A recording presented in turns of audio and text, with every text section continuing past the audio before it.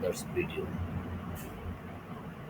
You can earn money from watching other video. How it's possible? I can show you. You just go to your website and write down YouTube, YouTube channels.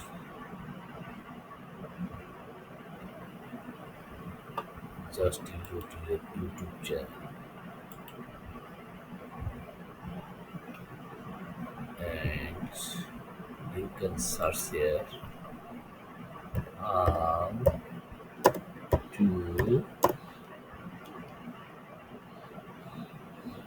how to solve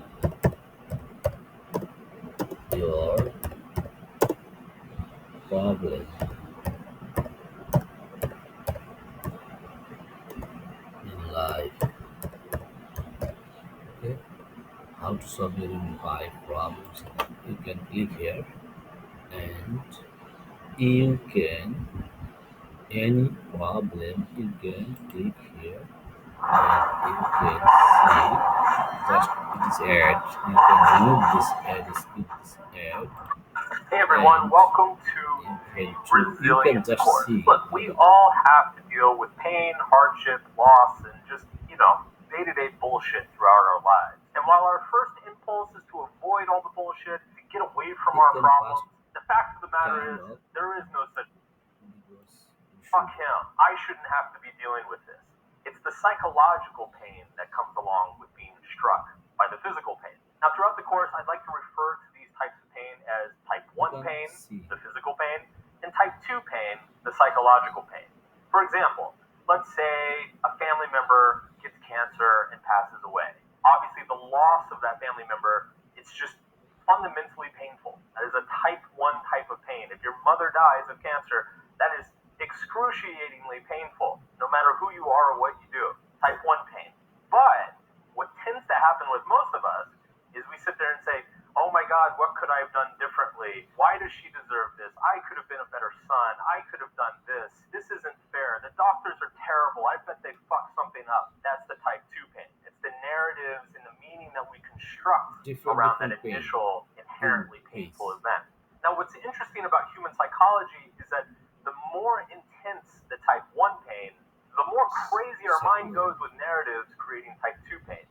It's very proportional. If you stub your toe against a table, you don't sit there and be like, oh, why me? Why do I stub my toe? What did I do to deserve this, God? You don't do that. You're just like, fuck you, table, and you like move on with your life. But if like an earthquake happens and you lose your home and thousands of your neighbors die and your dog gets lost, then you start coming up with all these different narratives You of can see meaning of this where you are in video the world and clearly. what is the cosmic significance and fuck, my You, dog didn't you deserve can this, find he out your deserved better. Come back, Fido, I miss you. It's this from constant running of the brain a that lot of often causes video us to like suffer more. this And this in was ultimately the internet, Buddha's YouTube, point. Often Facebook. long after the physical pain It, of the arrow is passed, you we should still find out suffer anywhere. from the type 2 pain. We hold on to the type 2 pain for years and years and years. We create these narratives of injustice and suffering and victimhood and all these horrible things that often come to define ourselves or define our identity for a long time. So this course is going to deal with both types of pain. We're going to be talking about how you can better bear type 1 pain, but this is not going to surprise you. Most of the course If is going to be you dedicated to type don't 2 pain because get ultimately that is the any more significant amount of pain that solve we your feel in our problem lives, and it's also the here, thing that we you have more can control of. see You can never prevent yourself from ever stubbing your toe again, any but other you can sure as shit prevent video. yourself from creating stupid narratives that make you suffer more.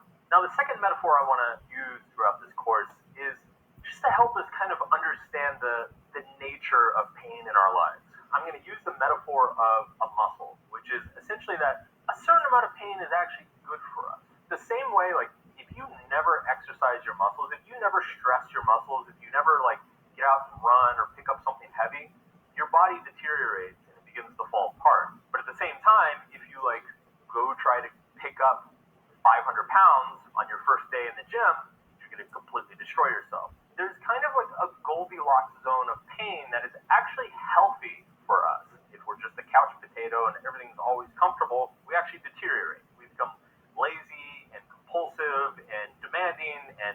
emotional, it and relaxes all me. these horrible things. A certain amount of stress in our lives actually keeps us grounded in reality and improves mental health outcomes.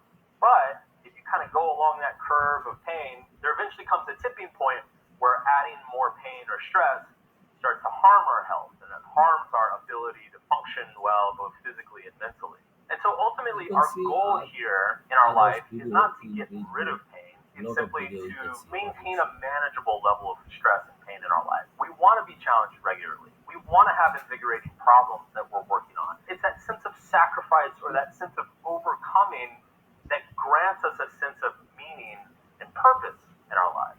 If you have nothing to overcome, if you have no challenges, if you have nothing pushing up against you, your mind starts freaking out and looking for tiny little things to become neurotic and compulsive about. Now, if you go overboard and you go too far, your body starts to break down. Again, it's like if you go into the gym and you're picking up moderate amount of weights and gradually pushing yourself each time you go, you're going to get stronger, you're going to get healthier, you're going to be able to do more and more each time you go. But if you go to the gym and you try to like squat 500 pounds, you're going to break your back. And that breaking of your back is essentially what trauma is. There's a certain breaking point You can see with others pain and stress video where your mind just kind of from gives out and any like channel loses it how and to is like solve. checks out and is like, fuck this shit. I'm going off the reservation. To extend the metaphor even further, let's say you go to the gym and you have a good workout. These others video you can see. So once upon a time in the 1940s, there was a psychologist by the name of Casimir Dabrowski. I'm sure you haven't heard of him. Now, Dabrowski, he was your run-of-the-mill psychologist back in the day. So He worked with thank crazy you. people, This studied way in you Vienna can with see people who worked with Freud, yourselves and and he wrote long others.